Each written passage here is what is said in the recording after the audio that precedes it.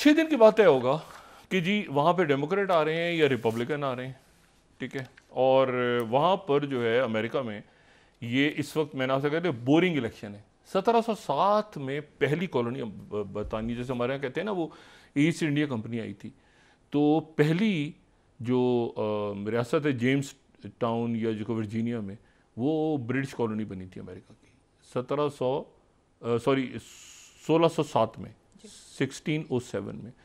तो ये भी बड़ी इंटरेस्टिंग बात है कि अमेरिका खुद कॉलोनी रहा है। असल इंपॉर्टेंट बात जो मैं कहता हूँ, अमेरिका कॉलोनी रहा है, यूरोप की कॉलोनी रहा है, ऊपर फ्रांस, इधर कुछ इधर। अच्छा, एनीवे स्पेन और बाकी मुल्क यूरोप के।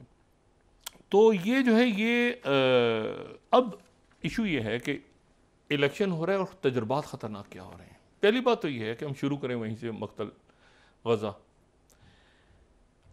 कल गालिबन एमॉस होस्टन और ब्रेट मैकर्ग, जो कि नुमाइंदा खसूसी हैं मशरिक़ वस्ता के, एक इंतहाई संजीदा कोशिश हो रही है, और काफ़ी संजीदा कोशिश है, क्योंकि इस पर कुछ बुनियादी बातों पे इत्तेफाक भी हो गया है।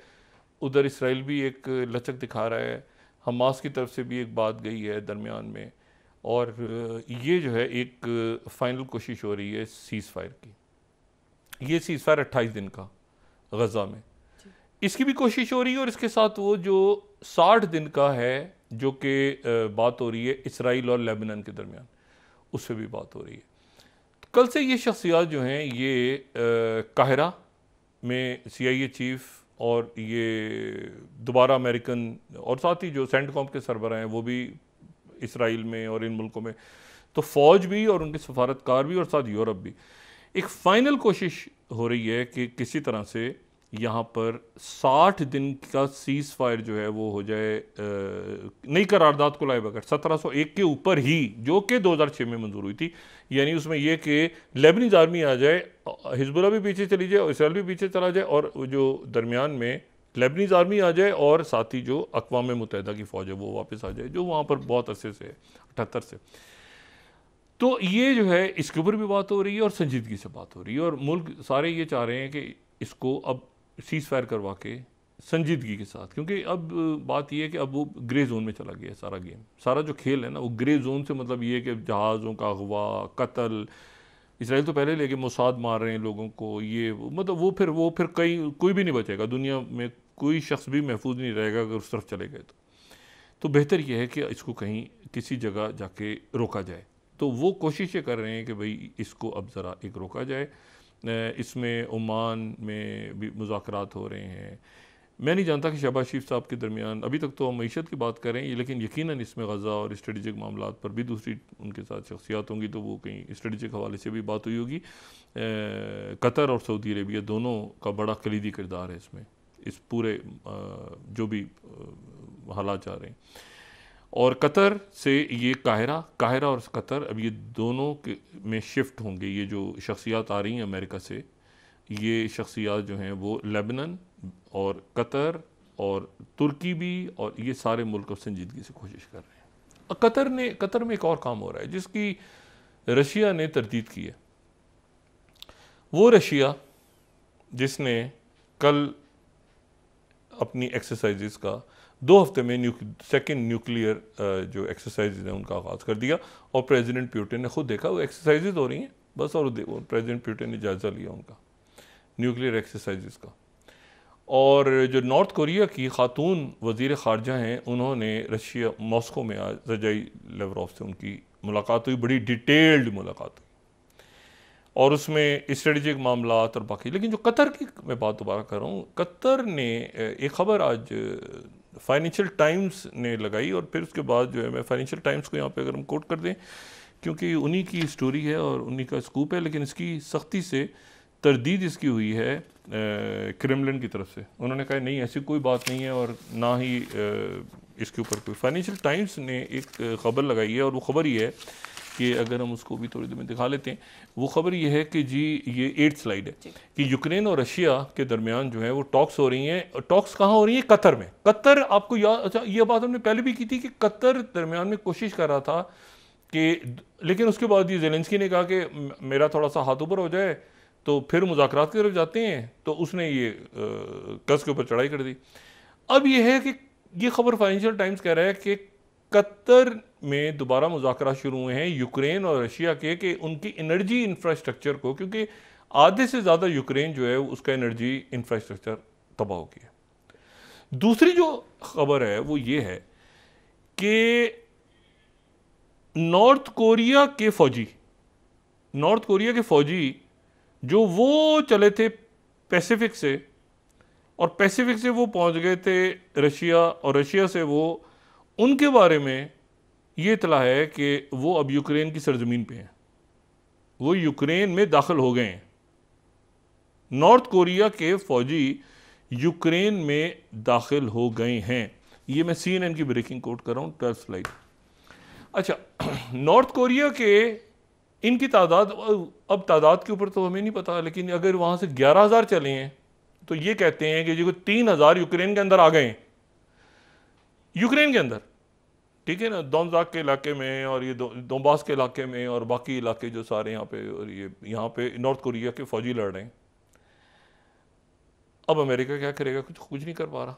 मतलब देखें ना, नॉर्थ कोरिया के, अगर ये खुद CNN कह रहा है तो फिर क्या करना है? जाके यूक्रेन में जाके नॉर्थ कोरिया से लड़ना है? नहीं, नॉर्थ कोरिया के फौजी आ गए, और नॉर्थ कोरिया, क्रेमलिन की तरफ से तरदीद हुई है कि कोई हमारे मुज़ाकरात नहीं हो रहे किसी किस्म के यूक्रेन के साथ, कतर में नहीं हो रहे। फाइनेंशियल टाइम्स ने अपनी स्टोरी दी है, क्रेमलिन की तरफ से उसकी तरदीद हो गई है, और बड़ी सख्ती से तरदीद हुई है। उन्होंने कहा सवाल ही पैदा नहीं होता, और ये है कि अब तो बिल्कुल भी नहीं। और साथ ही जो है उनके जो आज जो मुलाकात हुई है, बड़ी इंपॉर्टेंट मुलाकात हुई है शुमाली कोरिया की वज़ीर ख़ारजा की रूस के वज़ीर ख़ारजा से। अच्छा, और ये ज़हन में रखें कि ये हम बता चुके हैं कि कल उनके सिक्योरिटी चीफ मशरिक़ वस्ता में थे, वो अभी मशरिक़ वस्ता में ही हैं। किस मुल्क में हैं वो ज़रा ऑफिशियली अनाउंस हो जाए तो फिर हम बताएंगे कि रशिया के सिक्योरिटी चीफ UAE में थे, तो उसके बाद वो कहाँ गए, लेकिन वो यहीं हैं, वो मशरिक़ वस्ता में ही हैं। और ये बात भी मैंने पहले कही थी कि जो लेबनान के साथ सीज़ फायर का मुआहदा अगर हो भी होता भी है तो उसमें रशिया ज़ामिन होगा, क्योंकि उसमें हिजबुल्लाह और सीरिया इन्वॉल्व होगा। सीरिया के बगैर आप लेबनान की पॉलिटिक्स को फाइनलाइज नहीं कर सकते। अब वो शुरू से लेके आप, यानी वो हरकतुल अमल उस ज़माने से 60 की और 50 की दहाई से लें तो ये एक साथ शामिल होते हैं। ये वो इलाके हैं जो फ्रेंच इलाके थे ना ऊपर, जो उनके मैंडेट में थे। अच्छा, अब इसमें जो है वो तो रशिया इसमें एक जामिन होगा इस सीज़ फायर के अंदर, तो रशिया इन्वॉल्व है, तो रशिया भी एक्टिव है यहाँ पे इस पूरे खत्ते में।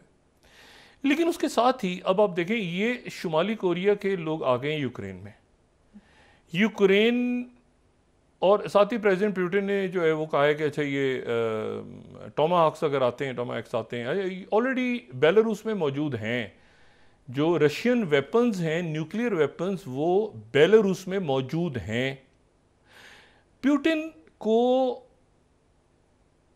जो वो तो बहुत दुनिया को सीरियस लेना चाहिए। पुतिन जो है ना वो एक बात करके, कम बात करके खामोश होता है पुतिन, लेकिन वो पुतिन की वो एक होता है ना लंबी चौड़ी जलसों से तकरीरें हो रही हैं और घूसे मार, नहीं ऐसा नहीं, वो एक दो उनकी बातें होती हैं, जुमले आते हैं सामने और फिर खामोश हो जाते हैं। ये बिल्कुल वैसे ही जैसे शी जिनपिंग की तरफ से बहुत महदूद बात होती है, आप नोट करें शी जिनपिंग की, चाइनीज़ तो वैसे भी उनका जो बात होती है वो तो लॉन्ग टर्म बहुत कम बयान आते हैं, उसके निपातुल अल्फाज आते हैं। उसके बाद उन्होंने जो है वो बात की है कि जी ये जो नॉर्थ कोरिया के साथ बात हुई और टॉमहॉक्स आए तो हम न्यूक्लियर को आगे ले आएंगे, तो न्यूक्लियर के उन्होंने एक्सरसाइजें शुरू कर दी। साथ ही जो शुमाली कोरिया है, यानी वो शुमाली कोरिया जो यूक्रेन में है, उसने ये कहा है कि हम जो हैं वो न्यूक्लियर टेस्ट करेंगे और इंटरकॉन्टिनेंटल बैलिस्टिक मिसाइल टेस्ट करेंगे। वॉशिंगटन पोस्ट 15वीं स्लाइड कोट कर रहा हूं। ये बड़ी अजीब सूरत हाल है। वो एन इलेक्शंस के दिनों में जब अमेरिकन इलेक्शन हो रहा होगा तो शुमाली कोरिया इंटरकॉन्टिनेंटल का लफ्ज़ है दो कॉन्टिनेंट्स के दरमियान, यानी ये लफ्ज़ वैसे तो हमारे यहाँ एक होटल की चेन भी रही है पूरी दुनिया में, लेकिन ये इंटरकॉन्टिनेंटल का मतलब बैनुल बर्र आज़मी, इंटरकॉन्टिनेंटल, तो वो कॉन्टिनेंट्स के दरमियान, तो अगर आप उनकी मिसाइल रेंज देखें अगर 9th, तो उसमें जब वो इंटरकॉन्टिनेंटल बैलिस्टिक मिसाइल्स अपने और न्यूक्लियर टेस्ट करेंगे तो ये ज़हन में रखें कि उसमें अमेरिका आता है। अमेरिका का जो वेस्टर्न कोस्ट है वो जापान और चाइना की तरफ है उसका मुंह। अमेरिका का एक मुंह तो है ना यूरोप की तरफ, अटलांटिक। दूसरा जो उसका मुंह है वो पैसिफिक की तरफ है। यहां से तो जापान ने हमला किया था पर्ल हार्बर, वो यही तो है। इसी ये जो साइड है जहाँ पे हवाई है और ये सारी साइड, तो ये जो उनकी रेंज है, इसमें तो गुआम भी आता है, टोक्यो भी आता है, एलए तक आता है। अगर आप ये ब्लू लाइन देखें, सॉरी ग्रीन लाइन देखें, तो ग्रीन लाइन में तो ये पूरा बहुत आगे तक जाती है उनकी रेंज। अब वो जो है ये अपना ये टेस्ट करने जा रहे हैं। और अगर मैं इसको हम इनकी बैलिस्टिक मिसाइल्स को देखें तो ये तो बहुत इनकी, और अगर मैं ये 11 स्लाइड देखूं तो अब इसको ग्लोबल देखें ना पिक्चर आप, तो आप इनकी मिसाइल्स की रेंज देखें 11 स्लाइड में। इनकी जो 11 स्लाइड है वो ये बता रही है कि जी कनाडा, यूएस, ये यूरोप तक, और इस तरफ ये पूरा मिडिल ईस्ट, और ये बहुत बड़ी रेंज है नॉर्थ कोरियन मिसाइल्स की, बहुत बड़ी। ये अफ्रीका तक जा रहे हैं, ये अफ्रीका, और ये आप इस तरफ देखें तो यूएस, और ये इसमें मिडिल ईस्ट और ऑस्ट्रेलिया, और ये बहुत बड़ी रेंज के इनके पास मिसाइल्स हैं नॉर्थ कोरिया के पास। अब ये ज़ाहिर है कि छोटा ही करेंगे, वो ऐसा करेंगे कि जो जाके पैसिफिक में पानी में गिर जाएगा और पहले इतला दे देंगे सबको। लेकिन एक टेस्ट इस मरहले पे करना, बैलिस्टिक मिसाइल का टेस्ट, वो टेस्ट, और किन दिनों में कहते हैं ऐलान उन्होंने ये कि अमेरिकन इलेक्शन हो रहा होगा तो दरमियान में करेंगे हम, एक मैसेज देंगे अमेरिकन इलेक्शंस को। अच्छा, ये इतने खतरनाक तजुर्बात हैं, ये जो है ना न्यूक्लियर एक्सरसाइजेज, बैलिस्टिक मिसाइल के टेस्ट, ये वो था। और इस दौर में, इस वक्त में, आप ज़रा वक्फा लें, मैं फिर आपसे बात करता हूँ कि इस दौर में, इस वक्त में इंतशार ये जो कम हुआ है ना पाकिस्तान में, ये जो अचानक आपको नज़र आ रहा है कि जी एक केओटिक सिनेरियो, ये इसमें एक थोड़ा सा हमारे अकाबरीन पे ये लाजिम है एज ए ड्यूटी कि इस टेम्परेचर को, पॉलिटिकल टेम्परेचर को वो कम से कम रखें। बयानात, अदालतों में मुख्तलिफ ज़मानतें हो रही हैं, तहरीक इंसाफ को कुछ थोड़ी बहुत रिलीफ मिल रही है, वो इस सारे मामला उनके कुछ गुफ्तगू भी चल रही है। उनके मुस्लिम लीग, उनके हुकूमत के लोग कह रहे हैं कि उनकी कोई बातचीत चल रही होगी, तो अब इनको बता के तो नहीं चलेगी ना। जब इनकी चल रही थी तो खान साहब को बता के चल रही थी, तो चलती रहती है बातचीत, तो चलती रहती है। इशू ये है कि उसके नतीजे में दर्जा हरारत, टेम्परेचर मुल्क का कम हो रहा है, और इंतशार की जो कैफियत है वो ज़रा कम हो रही है। तो इसको मेरा ख्याल से थोड़ा सा बरकरार रहना चाहिए। उसकी वजह यह है कि पूरे खत्ते में आग लगी हुई है, और कनाडा ने नाम लेके भारत के वज़ीर दाखिला अमित शाह जी को उन्होंने चार्ज कर दिया कि ये जो है ये हमारे यहाँ पे जो मर्डर हुआ था निजर का, उसमें ये मुलविस थे।